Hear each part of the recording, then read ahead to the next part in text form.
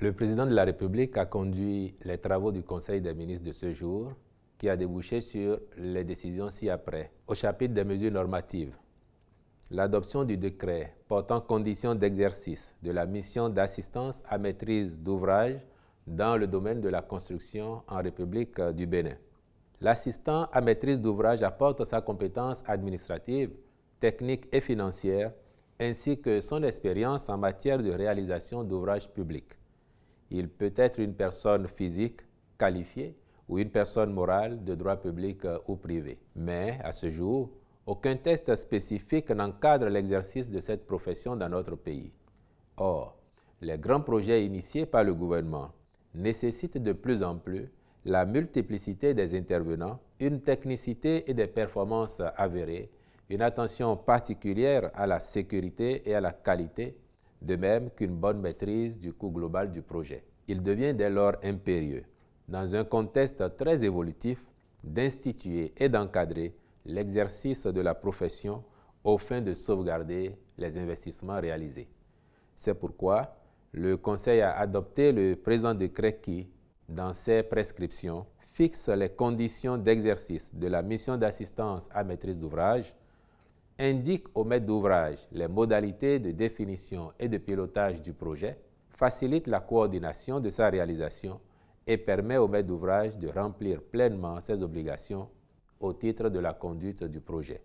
Le ministre du Cadre de vie et du Développement durable assurera, en lien avec les autres ministres concernés, l'information du public, des architectes, des ingénieurs ainsi que des autres acteurs du secteur sur le contenu du décret et les objectifs poursuivis. Ensuite, nous avons l'approbation des statuts de l'Institut national de la femme.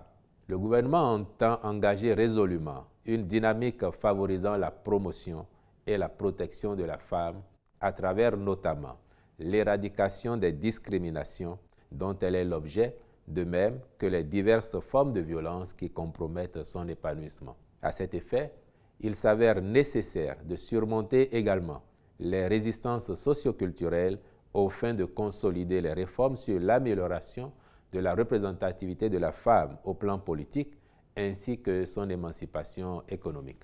L'Institut, initialement dédié à la promotion de la femme, n'a pu, pour diverses raisons, jouer le rôle de levier destiné à assurer la mise en œuvre d'une politique cohérente et durable en vue de relever les défis identifiés.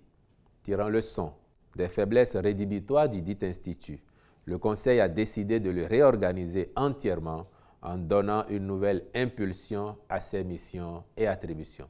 Ainsi, l'Institut national de la femme, dans sa nouvelle configuration, est un organisme public doté de la personnalité juridique, de l'autonomie financière et de prérogatives importantes pour mener des actions plus déterminantes en faveur de la femme. Rattaché à la présidence de la République, il aura pour mission d'œuvrer à la promotion de la femme, tant au plan politique, économique, social, juridique que culturel, aussi bien dans la sphère publique que privée. Il sera aussi chargé de lutter contre toutes les formes de discrimination et de violence à l'égard de la femme.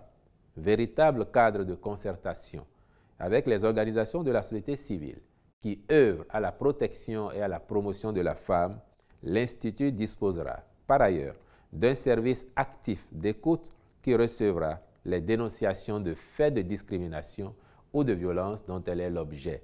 Il dispose du droit d'ester en justice et de se constituer partie civile pour ces faits. Au titre des autres mesures normatives, le Conseil a adopté le décret portant modification du décret sur les attributions, l'organisation et le fonctionnement du secrétariat général de la présidence de la République. Au chapitre des communications, nous avons en un les nouvelles modalités d'assistance pour l'accueil et le séjour par les missions diplomatiques et consulaires des personnalités béninoises en mission et ou en transit à l'étranger. Conformément à la nouvelle carte diplomatique de notre pays et dans le but de garantir une utilisation rationnelle des moyens de l'État, le Conseil a validé une réforme de l'assistance jusque-là accordée aux personnalités béninoises en mission et ou en transit dans le cadre de leur déplacement à l'extérieur du pays. Ainsi, la dite assistance se limitera désormais strictement à l'arrivée comme au départ au vice-président de la République, au président des institutions constitutionnelles, au ministre d'État et au ministre chargé des Affaires étrangères. À ce sujet, les services compétents dont relèvent les dites personnalités communiqueront dans les délais raisonnables les informations pertinentes liées à l'objet et à la durée de la mission à l'étranger au ministère des Affaires étrangères. Il est à souligner que cette assistance ne concerne pas les voyages à titre privé des personnalités concernées. En deux, le point de la situation de la pandémie de COVID-19 au Bénin. Il ressort du point soumis au Conseil par le ministre de la Santé qu'à la date du 20 juillet 2021, notre pays compte 8 324 cas positifs, dont 8 125 guéris et 107 décès.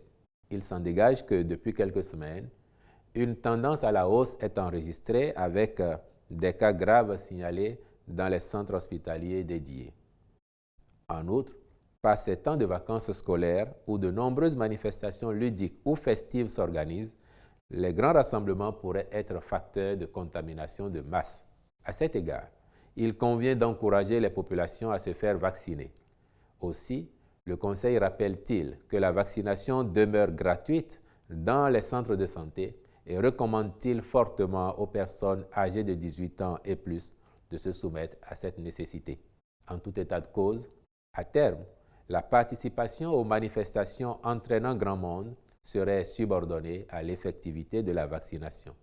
C'est pourquoi toute initiative d'organisation de rassemblements d'envergure devra faire l'objet de sensibilisation à cette fin par les promoteurs. Le ministre de la Santé est instruit à l'effet d'ouvrir davantage de centres de vaccination dans toutes les communes de notre pays. Au chapitre des rencontres et manifestations internationales, le Conseil des ministres a autorisé la participation du Bénin à la 7e session ministérielle, couplée avec la 14e réunion des chefs des services de renseignement et de sécurité des pays de l'initiative d'Accra, du 26 au 30 juillet 2021 à Accra, au Ghana. L'exposition universelle Dubaï 2020, du 1er octobre 2021 au 31 mars 2022 à Dubaï, aux Émirats arabes unis. Enfin, au chapitre des mesures individuelles, les nominations ci-après ont été prononcées. À la présidence de la République, directeur général de l'Agence de développement de l'enseignement technique ADET, M. Fructueux Sylvain Aho. Au ministère de la Justice et de la Législation, sur proposition du ministre et après avis du Conseil supérieur de la magistrature, à la Cour de répression des infractions économiques et du terrorisme CRIET, assesseur à la Chambre de jugement, Madame et Messieurs, Sémédé Christelle Cédrine Adonon, Kwasi David Marie Joachim Anani, Bienvenue Soou, Setchegbe Alessandre Deville Gbedji, membre de la commission de l'instruction, Messieurs Antoine Yawenou, Moubarak Din Aliowe, au parquet spécial, premier substitut du procureur spécial, M. Armand Donald Rugan Hongé. Deuxième substitut du procureur spécial, M. Yemali Yelinest Aweya. Troisième substitut du procureur spécial, M. Serge Hounouvi. Conseiller à la Chambre des appels, M. Choyon Richard Limoan, Florentin Gbodou, Adamou Moussa, Jean Da Silva. Au tribunal de première instance de première classe de Porto Novo, procureur de la République, M. Abdoubaki Adam Bonglé. Au tribunal de première instance de deuxième classe de Ouida, procureur de la République, M. Nadim Gado. Je vous remercie.